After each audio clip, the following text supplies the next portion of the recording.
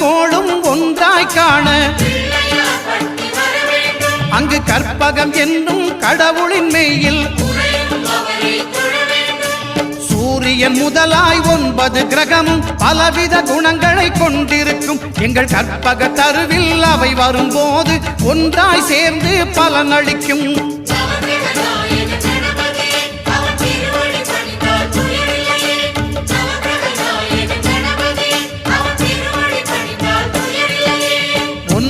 கோளும் ஒன்றாய் காண